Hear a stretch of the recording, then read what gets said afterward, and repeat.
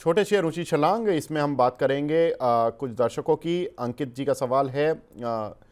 Good morning अंकित जी। BF investment पर है sir, 568 रुपये के भाव के इन्होंने कुछ शेयर लिए हुए हैं। 825 का हाई भी देखा, अब लॉस में है, क्या करें? सर BEL बोला ना आपने? नहीं नहीं sir, BF investment, BF Bharat forge वाला जो जी इन्वेस्टमेंट कंपनी उनकी। जी जी। खराब लग रहा है sir, on the down side. फिलहाल पहला सपोर्ट जो था वो ऑलमोस्ट हिट हुआ है। 447 का जो मेजर सपोर्ट था वो वर्टिकली डाउन मूव में हिट हुआ है। तो एक बार बाउंस बैक जरूर कर सकता है ऊपर में 528 तक, बट उसके ऊपर जाते हुए नहीं लग रहा है। और नेक्स्ट लेग में 447 टूटता है तो फिर डाउन साइड जो इसमें ओपन अप होगा वो समवेयर अराउंड 376 का ओपन होगा। 376 पे आके स्टॉक बहुत अच्छा हो जाएगा। ठीक है, तो 376 पर आकर स्टॉक अच्छा हो जाएगा, पर वो लेवल भी काफ़ी दूर है। अभी तो पेन तो फिर है इस काउंटर पर। निहारिका जी का सवाल है, एम्फेसिस में पुल बैक कहाँ तक आ सकता है सर? निकल जाएं, कुछ ऐसा स्टॉक बता दीजिए जिससे कि 18% लॉस रिकवर हो जाए। देखिए 2750 इसका मेजर सपोर्ट था, वही स्टॉप लॉस था। पुल बैक में वही आपको रेजिस्टेंस के तौर पे काम करेगा। वहां पे निकल जाना चाहिए। और अगर आप ट्रेडिंग के लिए ढूंढ रहे हैं तो बजाज फिनसर्व बहुत बेहतरीन चला था। इसमें और 100 रुपए की मूव आ सकती है। बजाज फाइनेंस आज चलना स्टार्ट हुआ है तो इसमें भी मूव आ सकती है। बट अगर इन्वेस्टमेंट करना है तो फिर टाटा स्टील में अपना पैसा शिफ्ट कर सकते हैं। जी। एक हमारे दर्शक हैं पेंड्री जी के नाम से इनकी आईडी बनी हुई है। 400 शेयर आईटीआई के हैं सर, क्या करना है? ITI तो एक्सट्रीमली खराब लग रहा है सर। ITI में बाइंग क्लाइमेक्स हुआ था, वहां से फिलहाल डाउनसाइड टारगेट जो खुल रहा है वो 209 रुपए का खुलते हुए दिख रहा है। तो मेरे को ITI तो एक्सट्रीमली खराब लग रहा है। ठीक है। मंटू जी का सवाल है, सर बिना स्टॉप लॉस के सल्ला परफॉर्मेंस में फंस गया हूं, अपनी गलती मान रहे हैं अंशुल जी, क्योंकि स्टॉप लॉस ना लगाना कितना महंगा पड़ जाता है इस मार्केट में। अब 200 शेयर हैं 120 के एवरेज प्राइस के, क्या करें? और आईओसी हैं 162 के एवरेज प्राइस के, दोनों पर व्यू दे दीजिए सर। IOC और सल्ला। ठीक है, IOC में तो आज वापस से हैमर बन रहा है। तो 20 डे मूविंग एवरेज 124 रुपए और 50 डे मूविंग एवरेज 130 रुपए तक तो शॉर्ट टर्म में आता हुआ दिख रहा है। तो आई वुड सजेस्ट कि IOC किसी को बाई करना है तो यहाँ पे थोड़ा थोड़ा करके बाई करना स्टार्ट कीजिए। बॉटम पकड़ना बहुत मुश्किल है, बट यहाँ से ये नहीं कह रहा हूँ नीचे नहीं जा सकता है, बट प्रोबेबिलिटी ऑफ डाउनसाइड और क्वांटम ऑफ डाउनसाइड कम है। प्रोबेबिलिटी ऑफ अपसाइड और क्वांटम ऑफ अपसाइड IOC में काफी ज्यादा है। तो अगर नीचे जाता भी है तो ऐड करने का मौका मिलेगा और रिवर्सल पे काफी तेज स्टॉक चल सकता है। सरला पॉली, ये स्टॉक एक्सट्रीमली वीक लग रहा है। यहाँ पे 76 रुपीज का लेवल टूटता है तो फिर अगला सपोर्ट जो आता है या अगला जो टारगेट निकल के आएगा वो 49.45 का आएगा, जहां से बड़ा ब्रेकआउट लेके स्टॉक चला था। फील्ड ब्रेकआउट 120 रुपए के ऊपर, 120 मतलब 4-5 रुपए भी आप देख लेते, 115 उसके नीचे तो कतई लॉन्ग रहना ही नहीं चाहिए था। सीधा सीधा 76-75 का टारगेट खुल रहा था और उसके नीचे 49.45 का। फिलहाल 49.45 आते हुए दिख रहा है। जी, आगे बढ़ते हैं। एक सवाल आईओसी पर ही है। राजेश जी पूछ रहे हैं कि 128 रुपये की तो सर बुक वैल्यू ही है, 115 पर आ गया है, तो सर बुक वैल्यू बताने का कष्ट करें। बुक वैल्यू तो आप सर खुद ही बता रहे हैं, मैं एक बार फिर चेक कर लेता हूँ आईओसी की बुक वैल्यू। बिल्कुल सर, आपने 128 बिल्कुल ठीक देखी है, 128 ही है। तो अंशुल जी 128 की बुक वैल्यू 115 पर आ गया, तो मतलब वैल्यूएशन तो फंडामेंटल वाले तो ये बोलते ही हैं कि अच्छी वैल्यूएशन हो गई। सर मेरे को ये IOC HPCL BPCL इसलिए ज्यादा पसंद आते हैं कि अगर ये मेरे पोर्टफोलियो में फंसे भी रह गए तो डिविडेंड यील्ड इनकी ना FD से ज्यादा है। तो मैं ये मान लूंगा 3 साल के लिए FD भी अगर मैंने की है तो उतना ये डिविडेंड के तौर पे मेरे को दे देगा। और 3 साल में अगर कोई कैपिटल एप्रिसिएशन मिल गई तो दोनों तरफ से विन विन सिचुएशन है। और कंपनी ऐसी खराब नहीं है कि आरकॉम या बाकी उन स्टॉक जैसे एकदम जीरो पे आ जाएगी। तो मेरे लिए कंपनी अच्छी है। क्रूड प्राइसेस बढ़े थे इसलिए थोड़ा सा नेगेटिव है। क्रूड प्राइसेस के इन्वर्स चलता है। क्रूड टॉप आउट लग रहा है, 4 हफ्ते हो ही गए गिरते हुए। यहाँ से एक पुल बैक लेके next leg of down move में जब $60 आएगा तो इनके लिए सारी चीजें पॉजिटिव हो जाएंगी। तो साइकिल की बात है, साइकिल थोड़ा सा नेगेटिव था इनके लिए। बैलेंस शीट क्लीन कर ली, क्रूड प्राइस बढ़ गया, सारी चीजें जो नेगेटिव था सब निकल गया। डिविडेंड डील अभी भी FD से ज्यादा है तो डिविडेंड मिलता रहेगा, FD बराबर पैसा मिल जाएगा। और यहाँ से अगर 225 हो गया तो कैपिटल डबल हो गई, तो उस हिसाब से मेरे को कहीं भी नो ब्रेनर बाई लगता है ये। ठीक है। आगे विमल जैन साहब गुड मॉर्निंग बोल रहे हैं sir, good morning. Sunita ji good morning बोल रहे हैं, good morning madam, thank you very much, आपका दिन शुभ हो, मंगल में हो। एक हमारे दर्शक हैं सुमित जी, वो पूछ रहे हैं सर सीएट में क्या करें, 2900 रुपये के बाय किए हुए हैं कुछ शेयर इन्होंने। CEAT ji.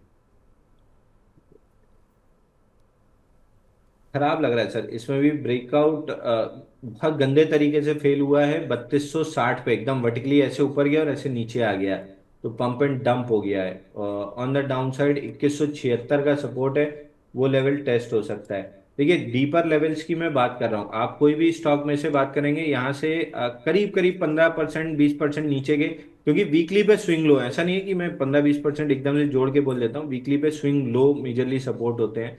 बट अगर आप इन जनरल देखेंगे तो वही बात हो रही है, 15-20% टूट सकते हैं।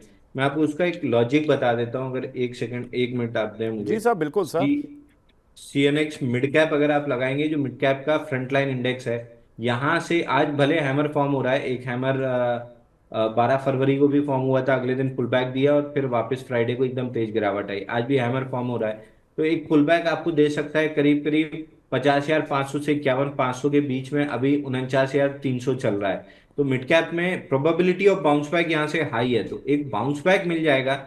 बाउंस बैक में स्टॉक्स थोड़े से चल भी जाएंगे, बट उसको एक्स्ट्रापुलेट मत कीजिएगा कि ये अप ट्रेंड में आ गया है। ये केवल और केवल बाउंस बैक है। यहाँ से जब next leg of down move आएगी, 47,246 पे एक सपोर्ट जरूर है, बट मेजर सपोर्ट और जो टारगेट है वो 45,395 का है, यानी करंट प्राइस से 8% नीचे है। अगर ये पुल बैक ले लेता है, जो एक्सपेक्टेड लेवल है पुल बैक का 51,500, तो पुल बैक के बाद जो डाउनसाइड लेवल होगा वो 12% होगा। तो इसलिए थोड़ा सा ये चीज ध्यान में रखिए। 8% अगर इंडेक्स गिरता है तो वीकर स्टॉक्स इंटू 3 कर लीजिए, 24% गिर जाएंगे।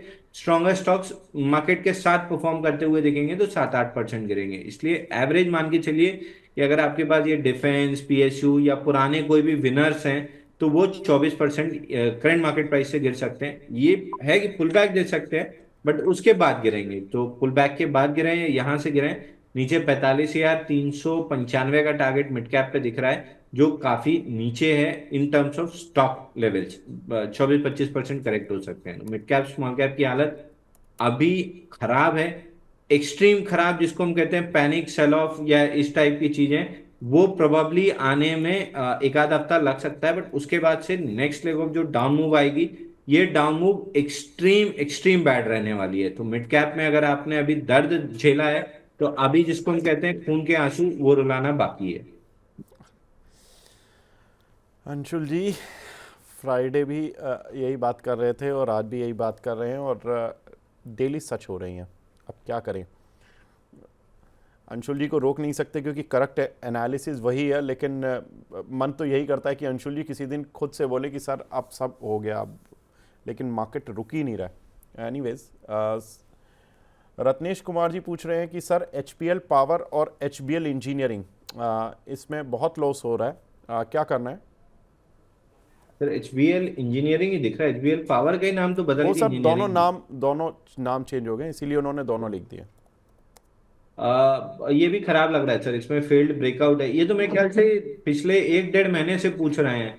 690 पे फील्ड ब्रेकआउट है, जिसका पहला टारगेट हमने डिस्कस किया था 510 का, उसी के आसपास आके अब रिजेक्शन ले रहा है, मतलब उसके नीचे गया था, ऊपर आके रिजेक्शन ले रहा है।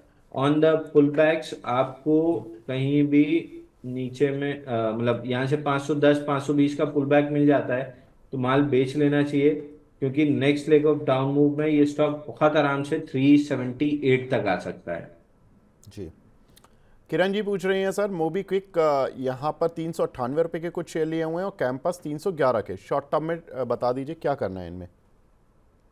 मोबीक्विक मोबीक्विक सर मोबीक्विक तो हमने डिस्कस किया था, 440 का IPO का लो है, टूटता है तो कहीं भी 300 रुपये भी आ जाए तो कोई सरप्राइज नहीं होगा। तो 300 की तरफ बढ़ रहा है। 322 एक एक्सटेंशन का टारगेट था, उसके नीचे चल रहा है। अगला एक्सटेंशन का टारगेट 287 के अराउंड आ रहा है, तो 287 तक ये आ सकता है।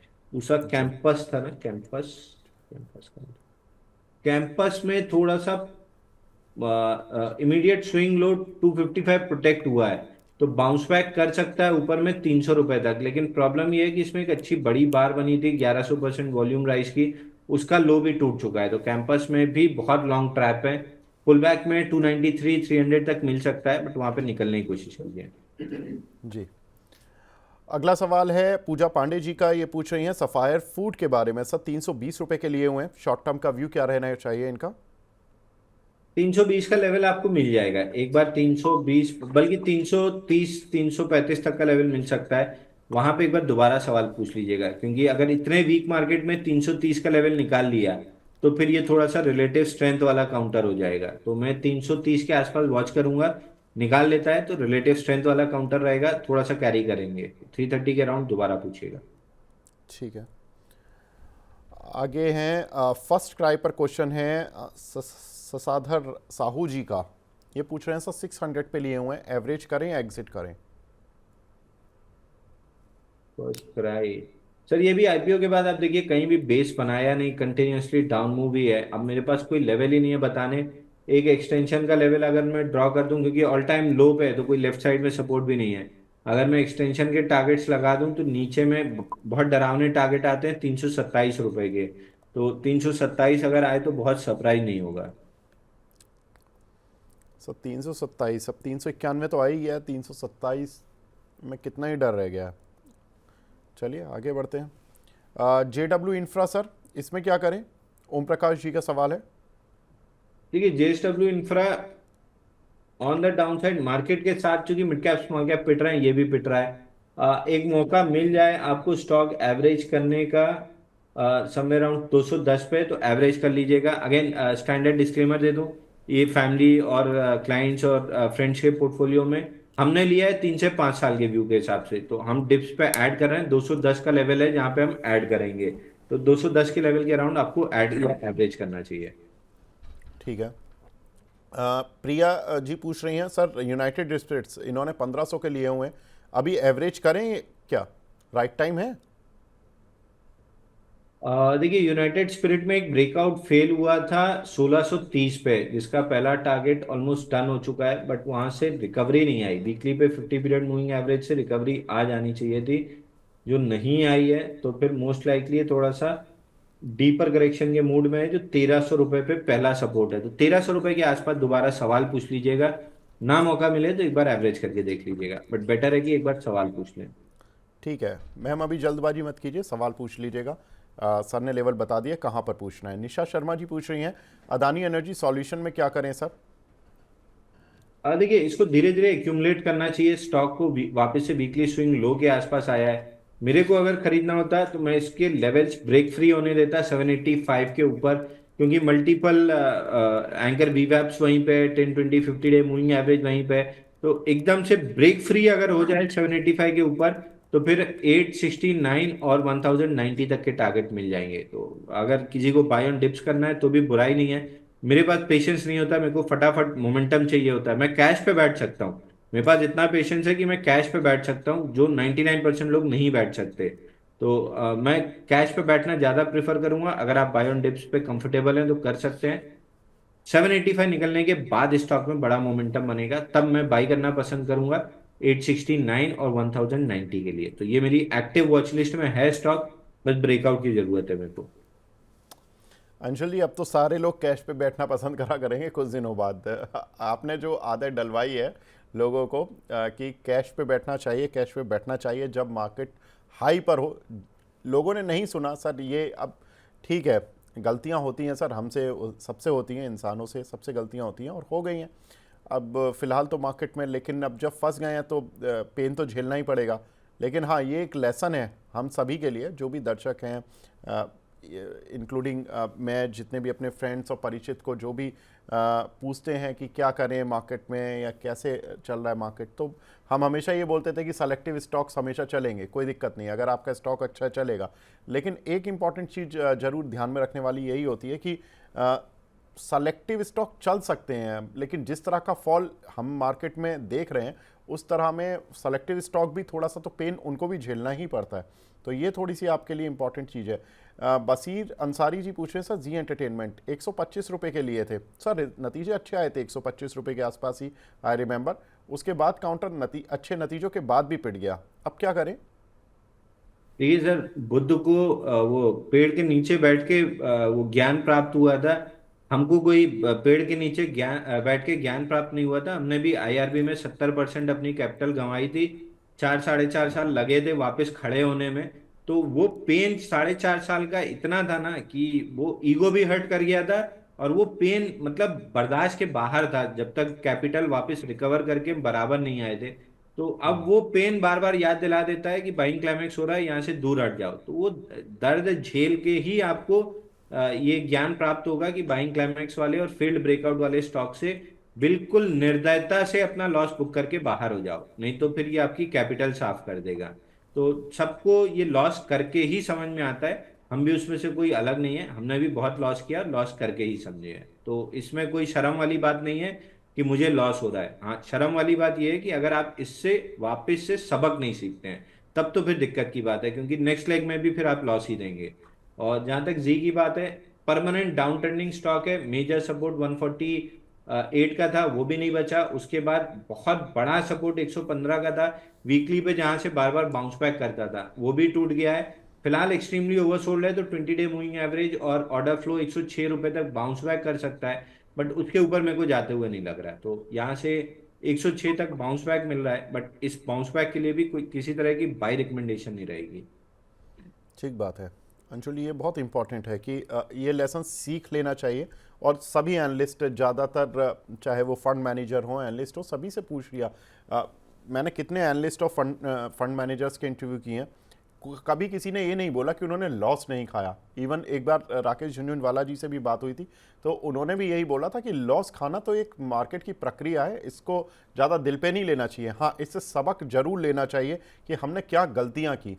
तो ये गलतियां जो हमसे हो गई हैं, हमारे दर्शकों से हुई हैं, दुनिया जहां में सभी से हुई हैं, उस गलती से सबक जरूर लेना चाहिए।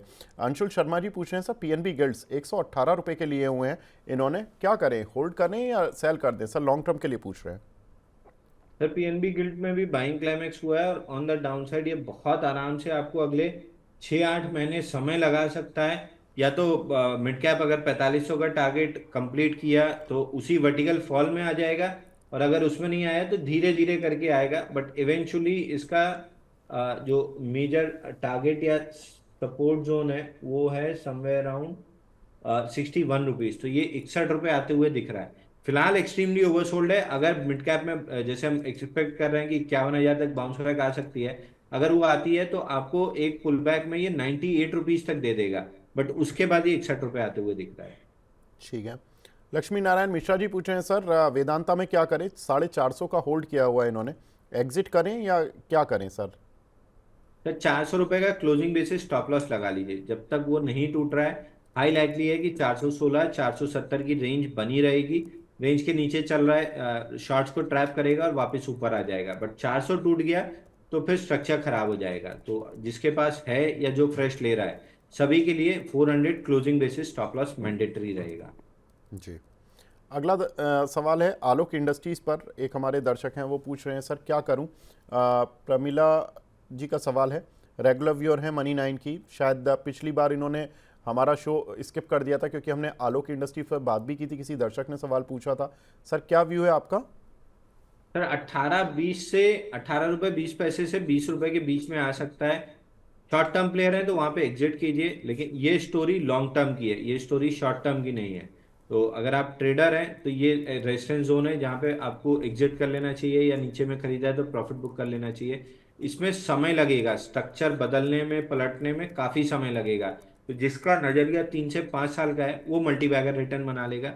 जिसका नजरिया 2-3 महीने का है, यहाँ से डाउन साइड आपको शायद 14 रुपये 14.5 रुपये मिल जाए, जो कि 16 रुपये से भी अगर आप कैलकुलेट करेंगे तो 10-12% की डाउन साइड बनती है।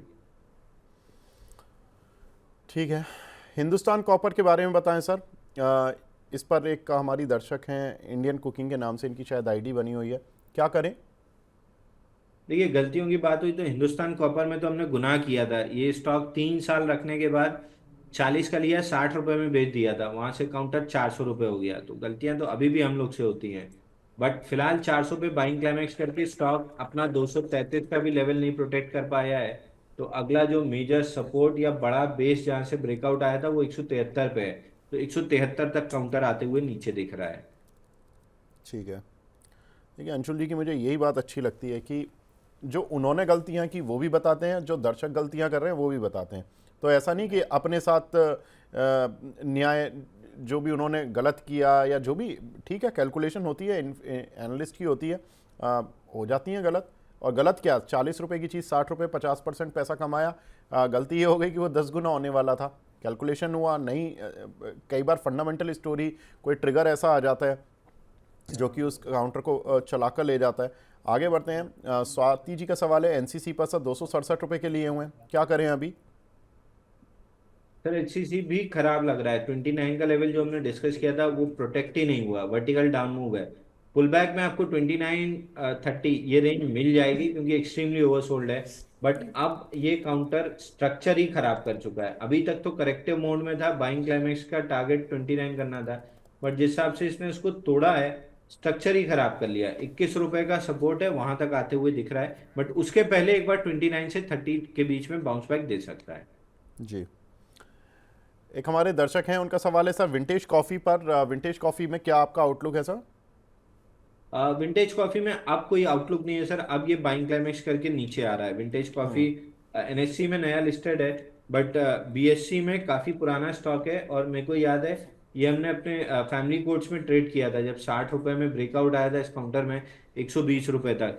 वजह ये थी कि जो ब्राजील में बाढ़ वगैरह आई थी वहां से कॉफी की सप्लाई कम हुई थी और इनके पास इन्वेंट्री बहुत सारा पड़ा था, जिसका एकदम से प्राइस बढ़ गया था। तो इन्वेंट्री पे इनने बहुत अच्छी प्रॉफिट की थी जिसकी वजह से स्टॉक प्राइस चला था।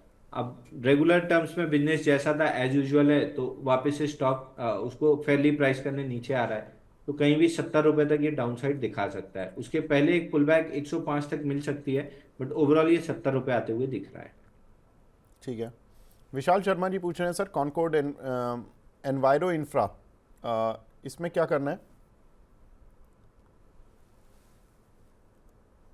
कॉन्कॉर्ड एनवायरो सिस्टम दिख रहा है sir sir. Concord enviro system, या इसी में 463 रुपए पर। ठीक है। ये आईपीओ के बाद देखिए कंटिन्यूअसली डाउन मूव है, और ये मैं बार बार बोलता हूँ कि आईपीओ अगर पॉजिटिव लिस्टिंग है तो 3 से 5 दिन पूरा जूस निकाल के बाहर हो जाइए। वहां से 800 से गिरते गिरते 466 आ गया, और पिछले 2 दिन तो रिजल्ट के बाद एकदम गैप से टूटा है। ओवरसोल्ड काउंटर है, 520 540 तक पुल बैक आ सकती है, but it is far from bottoming out या far from making a base. अभी काफी डाउनसाइड आप देख सकते हैं इसमें। ठीक है। अंबर सिंघा जी पूछ रहे हैं सर, अंशुल सर बोल रहे थे कि केएनआर कंस्ट्रक्शन 237 तक आएगा और आ गया, अब क्या करूं, इनका बाय प्राइस 290 है। सर ये प्रेडिक्शन तो पूरी हो गई आपकी, लेकिन अब कोई और डराने वाली प्रेडिक्शन है इसमें या अभी रहना है? सर नीचे 202 रुपए लग रहा है, लेकिन उसके पहले एक बार पुल बैक जरूर दे देगा क्योंकि 10 20 और 50 डे मूविंग एवरेज से एक्सट्रीमली दूर है। बल्कि 50 डे मूविंग एवरेज से तो अगर मैं पकड़ूं तो ये काउंटर 50 डे मूविंग एवरेज से ऑलरेडी 20-22% 50 डे मूविंग एवरेज से 21% दूर है। इतना दूर कभी रहता नहीं है, बाउंस बैक देगा। बाउंस बैक में आपको 267 तक का रेंज मिल सकता है, वहां पे एग्जिट कर लेना चाहिए क्योंकि नेक्स्ट लेग में 202 रुपए आएगा। जी। इस बीच एक दर्शक हैं रमजान जी झारखंड से, टीटागढ़ रेल पर इनका सवाल है। रमजान जी अगर आप फ़ोन लाइन पर हैं तो नमस्कार सर। नमस्कार सर। सर माफ़ कीजिएगा, मैं आपका सवाल थोड़ा सा लेट ले रहा हूँ, मुझे थोड़ा सा बाद में मिला। आप बताएं सर, अपना सवाल बताएं। सर अंशुल सर का मैं बहुत बड़ा फैन हूँ सर। अंशुल सर को देखता रहता हूँ मैं। और मेरे पास टीटागढ़ रेल के 55 शेयर है सर, 1250 के भाव पर सर। जी। तो अभी सर क्या करना है सर? इसको होल्ड करना है, सेल करना है, क्या करना है सर? अभी 2 साल का नजरिया है सर। बिल्कुल सर, अगर आप अंशुल जी के फैन हैं तो अंशुल जी तो काफ़ी समय से सेल बोल रहे थे। आप जी सर। ने शायद बात नहीं मानी लेकिन उनकी। जी सर। जी सर। अब पनिशमेंट 600। जी सर बताएं। जी बताएं। ये इन्होंने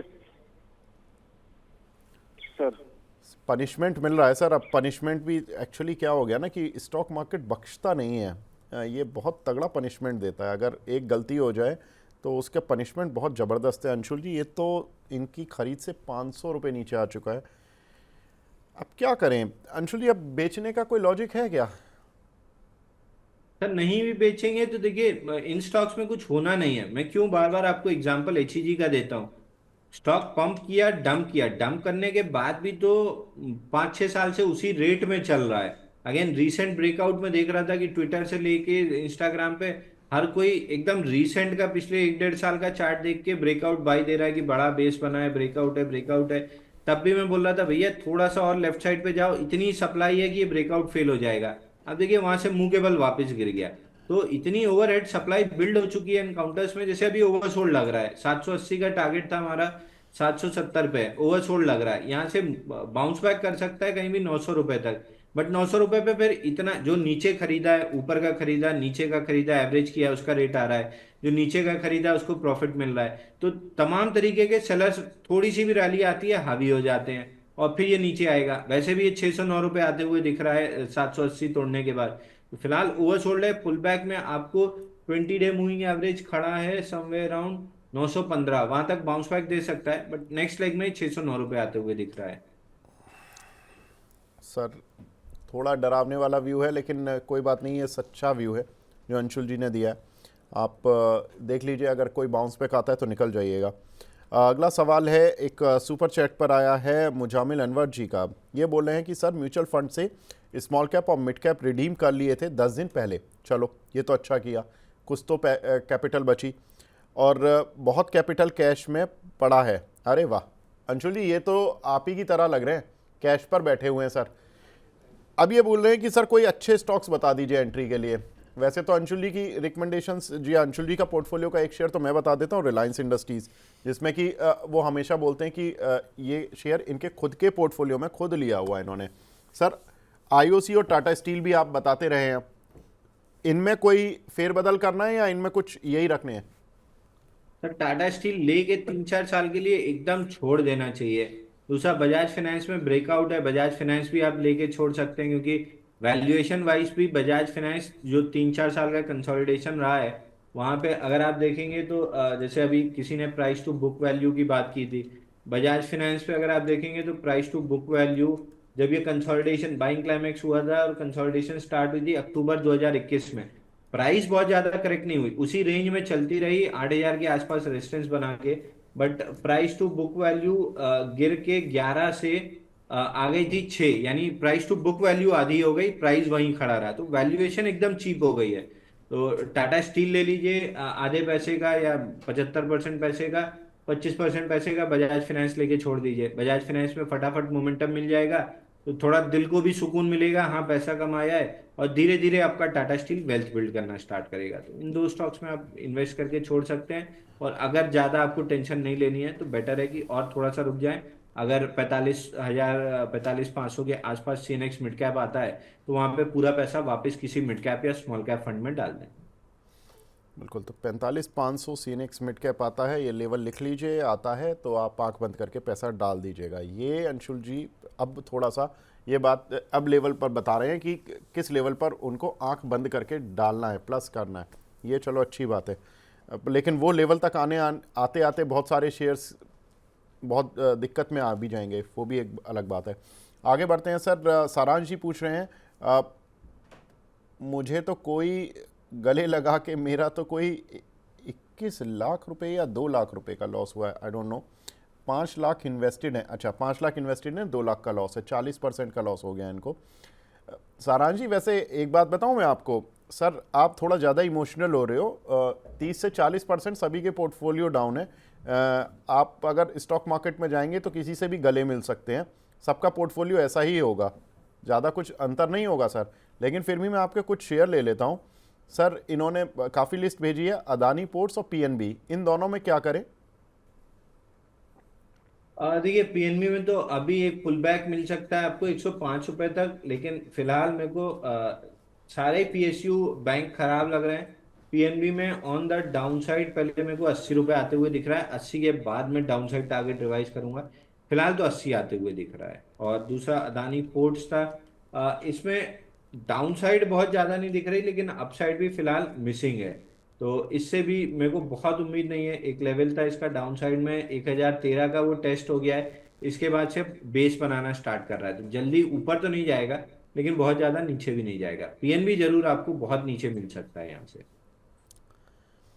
सारांश जी बोल रहे हैं अगर पापा को पता चला तो बिना अपर सर्किट के मारेंगे। अरे भैया ऐसा क्यों कर लेते हो? सर एक बार सारांश पापा जी का भी पैन नंबर डाल के चेक कर लीजिए कहीं उनका पोर्टफोलियो भी लॉस में ना हो। ये इंटरेस्टिंग आंसर है सारांश जी। आप ये कर लीजिए एक बार, पापा का पैन नंबर डाल के जरा पहले पता लगाइए कि उनका स्टॉक मार्केट में तो अकाउंट नहीं है कहीं, वो भी इसीलिए नहीं बता रहे हो अपने बच्चों को कि भाई ठीक है अब लॉस है क्या करें। लेकिन अगर ये आपकी कमाई के पैसे हैं तो ये आपके लिए लेसन है, और अगर आपकी कमाई के पैसे नहीं हैं तो ये गलत बात भी है कि आपने बिना पापा से पूछे पैसे लगाए हैं और 5 लाख रुपए लगा दिए हैं। तो ये आपको सर दोनों में से यहाँ उसका उत्तर आप दे यहाँ दीजिएगा। एक चीज मैं बोलना चाहूंगा सर। जैसे मैं ये बोलता हूँ मैं कैश पे बैठा हूँ, तो वो पैसा मेरा नहीं है, मैं उस पैसे का केवल कस्टोडियन हूँ। वो पैसा मेरे बच्चों के भविष्य का है, तो वो मेरा पैसा नहीं है, वो उनका पैसा है। मैं केवल कस्टोडियन हूँ जिसको ये जिम्मेदारी मिली है कि या तो इसको संभाले रखो या इसको बढ़ा के दो।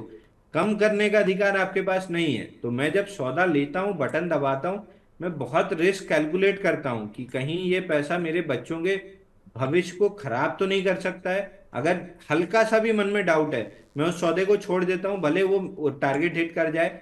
मैं पछता लेता हूँ कि यार ले लिया होता तो अच्छा होता, लेकिन कहीं भी डाउट है तो वो चीज मैं नहीं करता, क्योंकि ये पैसा मेरा नहीं है, मैं सिर्फ कस्टोडियन हूँ, ये उनके भविष्य का पैसा है। अगर इस सोच के साथ आप बाजार में आएंगे और ट्रेड करना चालू करेंगे, 99% सौदे तो जो आप लेते हैं वो लेंगे ही नहीं। अंशुल जी ने ये जो बात कही है ना, ये बहुत बहुत इंपॉर्टेंट है, बहुत इंपॉर्टेंट है। ये हर आदमी समझ लेना तो ये शायद स्टॉक मार्केट में बहुत अच्छे से आदमी इन्वेस्ट करे, सोच समझ के इन्वेस्ट करे। बहुत सारी अपॉर्चुनिटी मिस होंगी। मैं बिल्कुल अंशुल जी से 100% इत्तेफाक रखता हूँ सर, क्योंकि जब आप डर के ट्रेड करते हो, थोड़ा सा आप कॉशियस होकर ट्रेड करते हो, तो आप बहुत सूझबूझ के साथ करते हो, लेकिन आप बहुत ही कैलकुलेटिव ट्रेड करते हो। बहुत सारी अपॉर्चुनिटीज आपको मिस करनी पड़ती हैं। बिल्कुल सर, मानता हूँ। बीरबल यादव जी पूछ रहे हैं सर, त्रिवेणी टर्बाइन, इनके पास 600 रुपीज़ के 100 शेयर हैं, क्या करें? सर ये स्टॉक भी खराब लग रहा है, 611 का लेवल तोड़ चुका है। और फ्राइडे अच्छा रिवर्सल था, आज सुबह उसको पूरी तरीके से निगेट करके खुला है। तो 512 का जो टारगेट है वो बहुत जल्दी अचीव होगा। और बड़े वॉल्यूम से फ्राइडे रिवर्सल था और आज जिस हिसाब से फेल किया है, ये लिक्विडेशन 512 के लेवल को होल्ड करने नहीं देगा। तो 512 अगर टूटता है तो अगला जो टारगेट आएगा वो 440 का आएगा। तो 440 रुपए के टारगेट आज के सेशन में ऐसा लग रहा है कि इसने खोल दिया है। ठीक है। अकील अहमद साहब पूछ रहे हैं सर, आईआरबी के 800 शेयर हैं, 51 रुपए के भाव के लिए हुए हैं, क्या करें?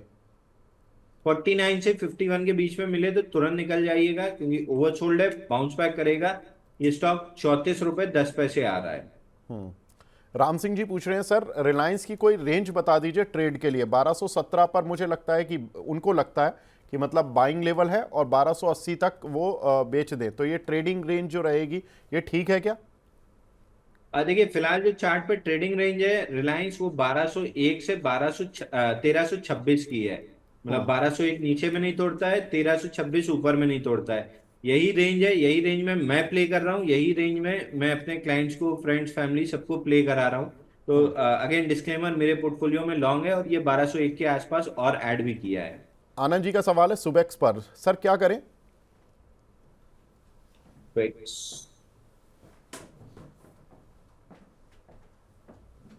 फुटबैक्स में ये भी डाउनसाइड लग रहा है सर। इसका मेजर एक सपोर्ट था 24 रुपए का, वो निकल चुका है। तो अब लॉजिकली, और सुबेक्स में भी बाइंग क्लाइमेक्स हुआ था सर। ये भी पंप एंड डंप वाला काउंटर है। मार्च 2020 में ये 3 रुपए था, और जुलाई 2021 में ये हो गया था 72। वहां से बाइंग क्लाइमेक्स करके नीचे आ रहा है। तो बहुत आराम से ये काउंटर 7 रुपए तक नीचे आ सकता है। ठीक है, आगे बढ़ते हैं। एक हमारे दर्शक हैं लीना जी, वो उन्होंने काफ़ी सारे सवाल भेज दिए हैं, लेकिन इनका एक सवाल मैं ले लेता हूं बीईएल पर। सर लॉन्ग टर्म के लिए क्या व्यू रखें, या एवरेज कर सकते हैं क्या? बीईएल, जी। देखिए बीईएल में 257 267 का लेवल टूटा है। पुल बैक कहीं भी मिलती है तो एग्जिट करना चाहिए 267 के आसपास, क्योंकि नीचे 229 और 229 टूटा तो 181 आते हुए दिख रहा है। 229 तक तो सर्टेन है कि आ जाएगा। और अब जिस हिसाब से डाउन साइड वॉल्यूम है वो दिखा रहा है कि 181 आता हुआ भी दिख रहा है काउंटर। ठीक है। एक हमारे दर्शक हैं IRFC पर पूछ रहे हैं, 187 के बाय किए हुए हैं, क्या करें सर? IRFC इस पर भी सवाल आ ही जाते हैं, डेली आ सर, जाते हैं। IRFC 116 मेजर सपोर्ट है, यहाँ से बाउंस बैक करेगा प्रोबेबली। एक बार अगर ठीक ठाक रहा तो 140 तक बाउंस बैक कर सकता है, बट इवेंचुअली ये काउंटर 90 रुपए आते हुए दिख रहा है। 90 पे भी मैं बहुत कॉन्फिडेंट नहीं रहूंगा। सुबह का चार्ट ऑलरेडी हमने देख लिया है, 72 रुपए से 14 आ गया और 7 रुपए दिख रहा है। तो आपको सरप्राइज नहीं होना चाहिए अगर 90 के नीचे मैं 64 रुपए का टारगेट देने लगूं। फिलहाल तो 90 रुपए आते हुए दिख रहा है। ठीक है। एक हमारे दर्शक हैं, वो पूछ रहे हैं, मधु जी हैं, Sterling and Wilson SW solar के नाम से ये शेयर है सर, 260 रुपये में एवरेज कर सकते हैं क्या फॉर नेक्स्ट 2 ईयर्स? अभी समीर जी की फंडामेंटल लिस्ट में लेकिन ये टॉप पर था। उनका मानना है कि ये कंपनी टर्न अराउंड होगी और वो काफ़ी बुलिश है, वो काफ़ी समय से बोल रहे हैं। हालांकि शेयर नीचे आ गया, आज भी वो थोड़ी देर पहले बता कर गए थे कि इसमें थोड़ी सी बाइंग की जा सकती है, लेकिन अंशुल जी कुछ लेवल्स आपको लगते हैं ये ठीक है या नहीं? तो 260 रुपए का मेजर सपोर्ट है, वहां पे आके रुका है। यहां से अगर बाउंस बैक नहीं किया तो अगला लेवल 253 रुपए का आ रहा है। 253 पे जाके शायद ये कंसोलिडेट करना स्टार्ट करे, शायद, क्योंकि वो बहुत मेजर सपोर्ट है। वहां पे बड़े वॉल्यूम्स भी हुए थे, तो 253 तक तो आ रहा है प्रोबेबली।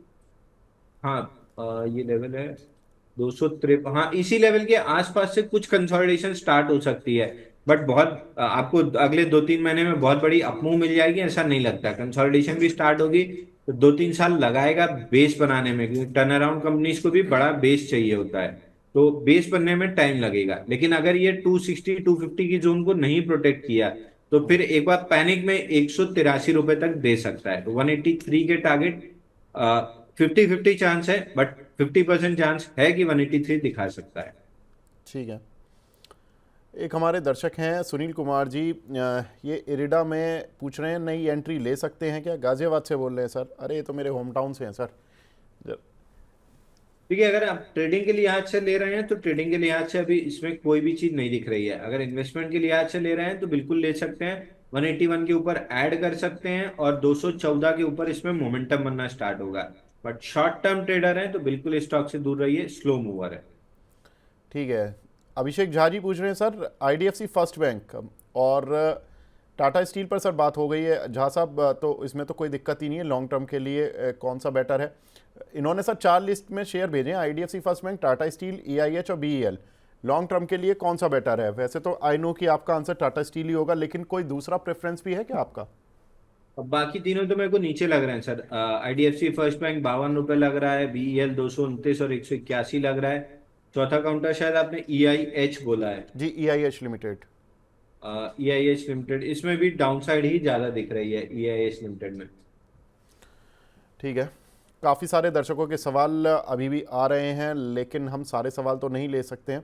अब मैं लास्ट सवाल ले रहा हूं, विवेक रेड्डी जी का है। ट्रांसफार्मर रेक्टिफायर 400 शेयर हैं सर, 525 के, क्या करें? ट्रांसफार्मर एंड रेक्टिफायर TARIL, इसका स्प्लिट हुआ है सर शायद अभी। 2:1 शायद स्प्लिट हुआ है। वैसे स्टॉक वीक लग रहा है सर। नीचे में यहाँ से 15 से 20% डाउन साइड आपको चार्ट पे आराम से दिख सकती है। चार्ट थोड़ा सा डिस्टॉर्टेड है मेरा, ये स्प्लिट बोनस वाला एडजस्टमेंट हुआ नहीं है। बट ओवरऑल प्री स्प्लिट जो ट्रेंड है वो नीचे का है, तो मोस्ट लाइकली यहाँ से 15 से 20% डाउन साइड दे सकता है काउंटर।